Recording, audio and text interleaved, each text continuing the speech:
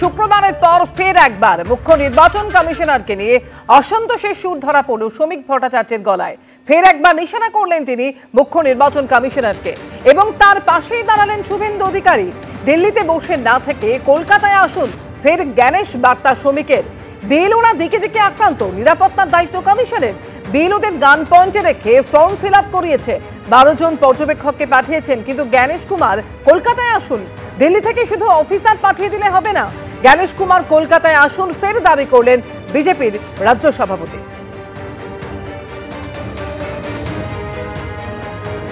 SIR চলছে, এটা একটি সাংবিধানিক সংস্থা, নির্বাচন কমিশনের দায়িত্ব। বিএলওরা দিকে দিকে আক্রান্ত হচ্ছেন, বিএলওদের উপর চাপ সৃষ্টি করা হচ্ছে। পঞ্চায়েত অফিসে তুলে নিয়ে গিয়ে ক্লাব ঘরে, বিভিন্ন জায়গায় তৃণমূল অফিসে বিজেপিকে ঘেরাও করে তাদের স্বামীদের আক্রমণ করে, কোনো ক্ষেত্রে গান পয়েন্টে তাদের দিয়ে ফলস স্টেটমেন্ট আপলোড করা হচ্ছে। বিএলওদের সুরক্ষা দেওয়ার দায়িত্ব নির্বাচন কমিশনের।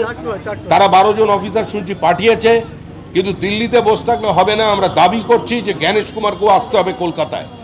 সরাসরি ইলেকশন কমিশনের নির্দেশকে বুড়া আঙুল দেখাচ্ছে। ইলেকশন কমিশনের উচিত যেমন স্পেশাল অবজারভার দিয়েছে তেমনি প্যারামিলিটারি ফোর্স দিয়ে ইলেকশন কমিশন বিএলওদেরকেও সুরক্ষিত করা।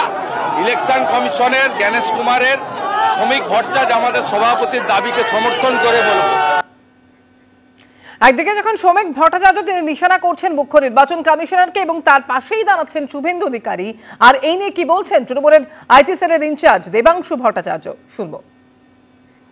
আমরাও প্রথম দিন থেকে বলছি বিএলওদের দায়িত্ব নির্বাচন কমিশনের, শুধু নিরাপত্তার দায়িত্ব নয়, বিএলওদের যে প্রাণ চলে যাচ্ছে সেই দায়িত্বটাও কিন্তু জ্ঞানেশ কুমারের। যদি বিএলওদের নিরাপত্তার জন্য আজকে বিজেপি জ্ঞানেশ কুমারকে দায়ী করে, তাকে দায় নিতে বলে, তাহলে যে বিএলওদের প্রাণ চলে গেল তার জন্য জ্ঞানেশ কুমারকে দায় নিতে তো বলা উচিত। এক যাত্রায় তো পৃথক ফল হতে পারে না, তাই না? তবে এটাই প্রথম নয়, এর আগেও রাজ্য বিজেপির সভাপতি শ্রমিক ভট্টাচার্য তিনি নিশানা করেছিলেন জ্ঞানেশ কুমারকে। কি বলেছিলেন তখন শোনাবো। বিএলওদের আজকের এই অবস্থা যদি হয়, তার জন্য তারা যে পরিস্থিতির শিকার হচ্ছে তার দায়িত্ব কিন্তু নির্বাচন কমিশনকে নিতে হবে।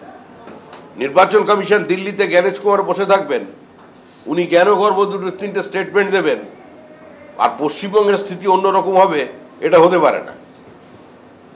নির্বাচন কমিশনকে আসতে হবে, এখানে জ্ঞানেশ কুমারকে আসতে হবে। কি অবস্থায় বিএলওরা আছে তার দেখতে হবে, কিভাবে প্রক্রিয়া চলছে সেটাকে বুঝতে হবে।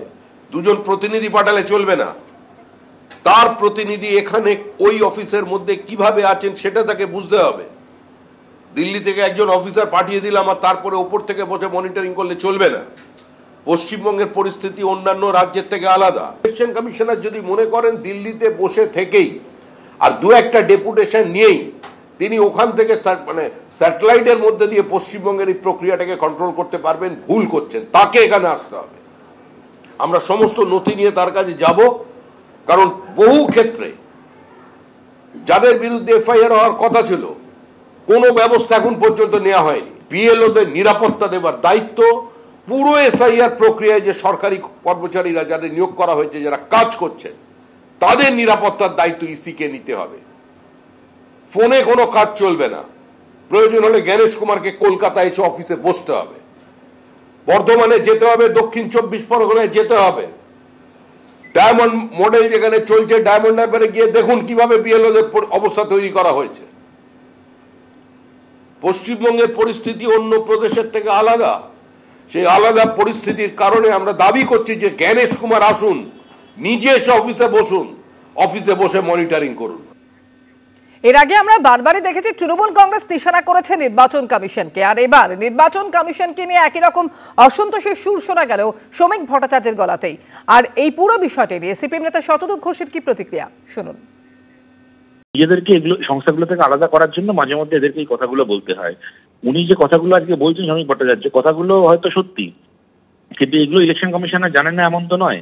এবং এই সমস্যা আজকে খালি পশ্চিমবাংলায় হচ্ছে এমন নয়। আপনারা জানেন যবে থেকে এসআইআর শুরু হয়েছে গোটা ভারতে 15 জন বিএলওর দুর্ভাগ্যজনকভাবে কাজের মধ্যে কাজ চলাকালীন মৃত্যু ঘটেছে। বহু জায়গায় বিএলওদের ওপর এরকম ঘটনা ঘটেছে উত্তরপ্রদেশে, যেখানে একজন বিএলওকে চাপ দেওয়া হচ্ছিল সমস্ত ওবিসি ভোটারের নাম লিস্ট থেকে বাদ দিয়ে দিচ্ছে।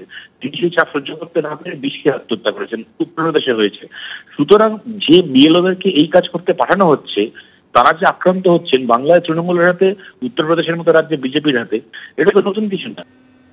অর্থাৎ তৃণমূলের সুরেই ফের একবার নির্বাচন কমিশনারকে নিশানা করছেন রাজ্য বিজেপি সভাপতি শ্রমিক ভট্টাচার্য এবং তার পাশে দাঁড়াচ্ছেন বিরোধী দলনেতা শুভেন্দু অধিকারী। তৃণমূল কংগ্রেস এই বিষয়টা কিভাবে দেখছে, কি বলছেন রাজ্যের মন্ত্রী শশী পাঁজা, দেখাবো।